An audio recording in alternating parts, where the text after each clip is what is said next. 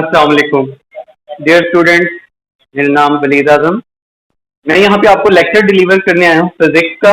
तो first of all हम सबसे पहले ओरिएंटेशन लेक्चर को डिस्कस। तो आपको बताता चलूँ कि ओरिएंटेशन लेक्चर्स में हम number of chapter, scheme of study and then paper pattern के बारे में डिस्कस करेंगे। तो सबसे पहले मैं आपको ये बताता चलूँ कि इसमें हमारे पास फर्स्ट ईयर के फिजिक्स के अंदर चैप्टर कितने हैं और कौन कौन से हैं। तो सबसे पहले मैं आपको बताऊंगा कि चैप्टर नंबर जो है वो किस तरह से अरेंज किए गए हैं और उनका कॉम्बिनेशन किस तरह से बनाया गया है। तो चैप्टर नंबर 2 और 3, 4 और 8, 5 एंड 6 एंड 7, 9, 10 एंड 11 इनका कॉम्बिनेशन होता है। ये इस तरह से है कि आपको एक चैप्टर में से न्यूमेरिकल और एक चैप्टर में से थ्योरी आएगी पेपर में, बट ये कंफर्म नहीं है कि कौन से चैप्टर का न्यूमेरिकल होगा और कौन से चैप्टर की थ्योरी होगी। तो हम इसके बारे में कुछ कह नहीं सकते, तो आपको लिहाजा दोनों चैप्टर्स ही तैयार करने होंगे कंप्लीटली, तो थ्योरी और न्यूमेरिकल समेत। फिर मैं आपको अगेन बताता चलूं 2, 3, 4, 8, 5, 6, 7, 9 और 10 एंड 11। तो सबसे पहले हम स्टार्ट करते हैं अपने चैप्टर्स के नेम से। तो टोटल चैप्टर जैसा कि मैंने आपको बताया कि 11 है। चैप्टर नंबर 1, चैप्टर नंबर 1 हमारे पास है मेजरमेंट।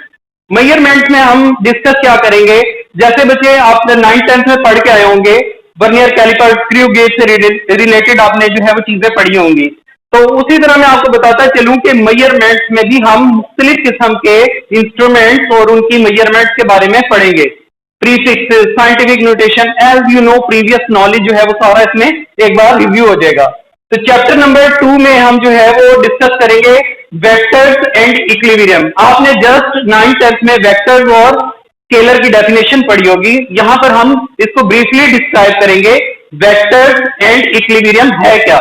तो वेक्टर्स के बारे में कंप्लीटली ब्रीफली इसमें बताया गया है चैप्टर के वेक्टर होता क्या है, बनता कैसे है, इसको हम यूज कहां कहां करते हैं और इसका क्या जो है वो बेनिफिट होता है। तो देन इक्विलिब्रियम, इक्विलिब्रियम क्या है, इसकी टाइप्स कौन कौन सी हैं और हम इसकी कंडीशंस को इस चैप्टर में डिस्कस करेंगे।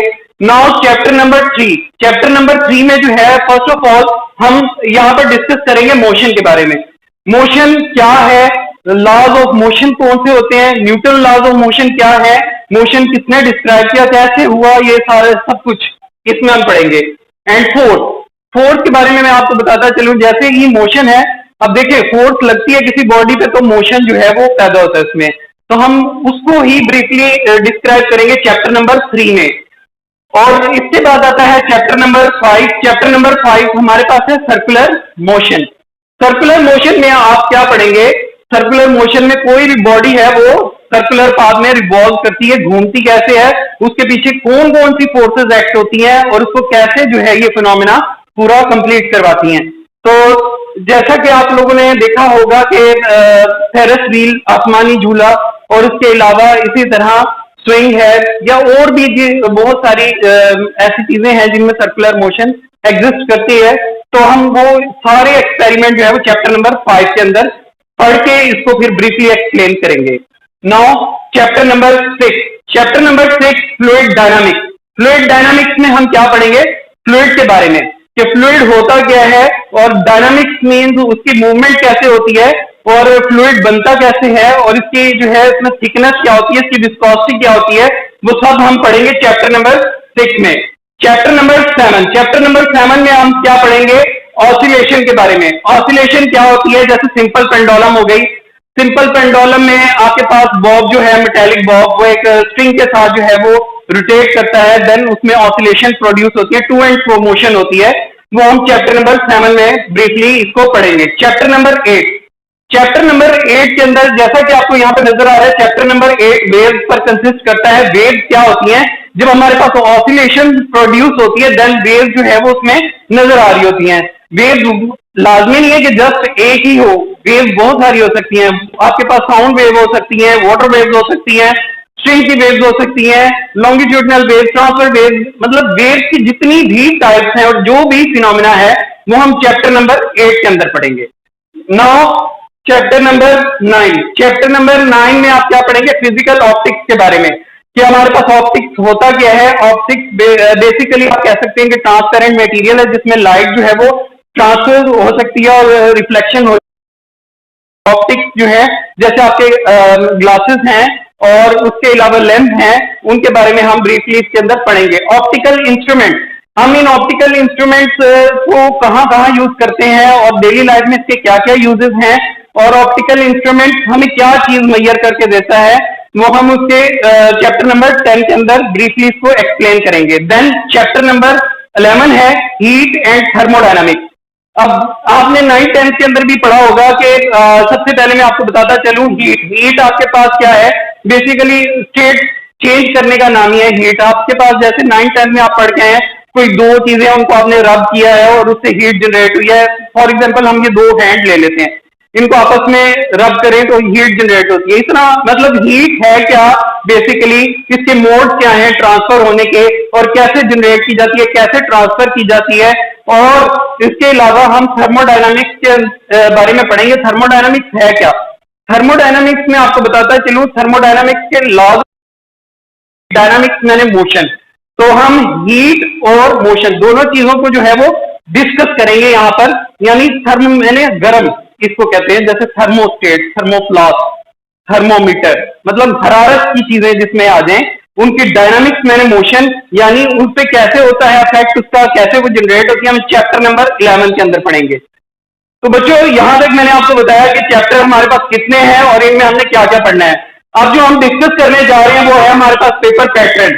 पेपर पैटर्न क्या, सबसे पहले क्वेश्चन नंबर 1 के बारे में आपको बताऊंगा। क्वेश्चन नंबर 1 जो है वो हमारे पास एमसीक्यूज का होता है।